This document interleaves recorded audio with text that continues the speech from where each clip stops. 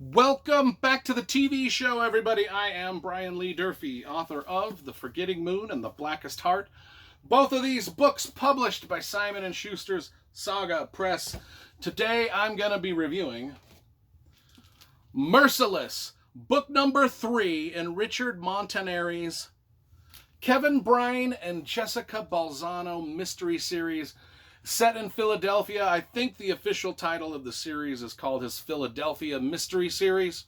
There's about 9 or 10 books in the series. This is book number 3. I reviewed the Skin Gods earlier. That was book number 2. And then I reviewed the Rosary Girls a few months ago. That was book number 1. If you want to look at those reviews, go ahead and just type in my name, Durfee, and either Rosary Girls or Skin Gods or even Richard Montanari, and the reviews will magically appear upon your YouTube computer screen or cell phone, whatever the you watch on. I don't care what you watch these videos on. In fact, I prefer you watch them on the cell phone. If you watch them on your cell phone, it's not as blurry and anyway, just all the technical problems seem to disappear as the screen gets smaller that you watch it on. Anyway, that's an aside. Forget I even said that. I'm going to actually edit all that bullshit out. So we open. This book is about 2 investigators in the Philadelphia police force, Kevin Brine and Jessica Bolzano.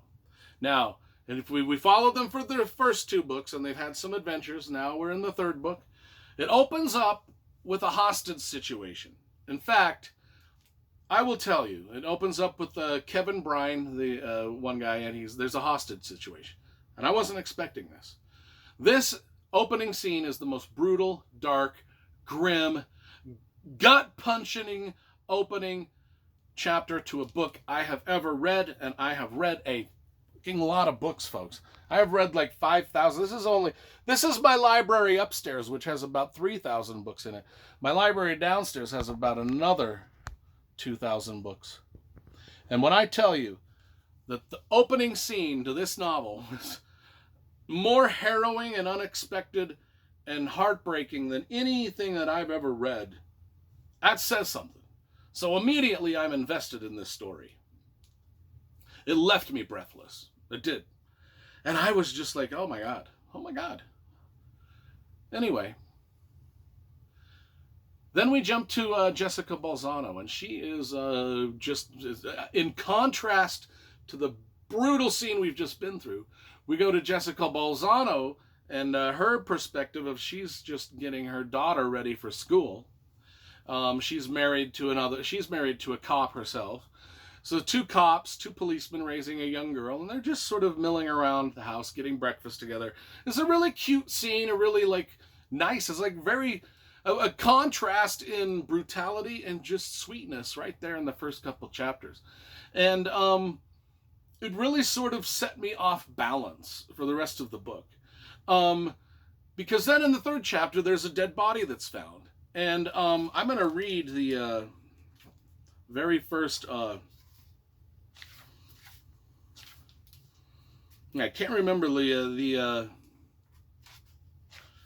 first paragraph of the jacket copy is pretty good here.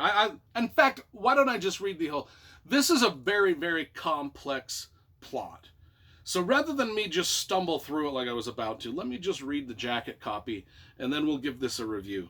So on a frigid December night, Karen sits at the edge of Philadelphia's Schuylkill River, dressed in a flowing gown like a visitor from the distant past. A beautiful and shining young woman, she gazes up at a bone-white winter moon like a fairy tale princess frozen in time. This is just the jacket copy, people. How beautiful was that? A beautiful, shining young woman, she gazes up at a bone-white winter moon like a fairy tale princess frozen in time. At first glance, one might not even notice that she's dead, coated in a glistening patina of ice. That's just the jacket copy. Richard Montanari can write really great prose, and I assume that he probably wrote that jacket copy because that's beautiful. Anyway, homicide cops Kevin Bryan and Jessica Bolzano take the lead in the case, uncovering a plethora of eerie clues, each more warped and spine-chilling than the last. Yet the identity of Karen's pitiless killer remains a mystery. Then the next victim is found upriver in an abandoned waterworks, posed with an unlikely object in her clasped hands.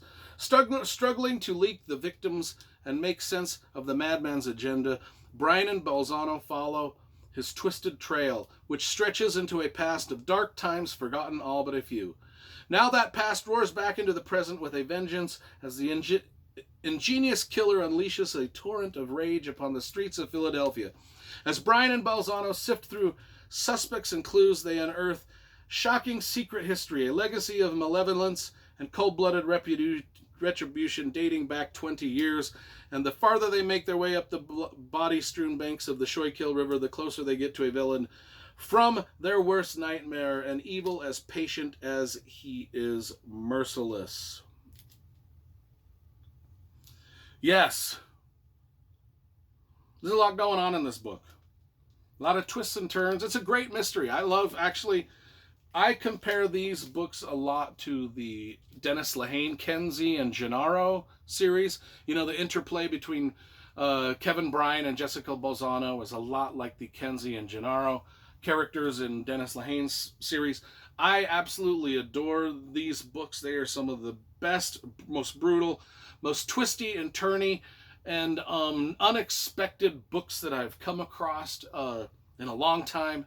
And they're beautifully written. The jacket copy was beautifully written. Normally I don't read an entire jacket copy like that. I just really enjoyed the way that one was done. I read it like a complete idiot. I did no justice to it. But then again, I'm not a voice narrator, so what the fuck can you do? I give Merciless, as I've given all of these Richard Montanari books, high rating. This I give a 9.5 out of 10 to. I think that all of these books, so far the 3 that I've read have just been dynamite. Absolutely dynamite. Merciless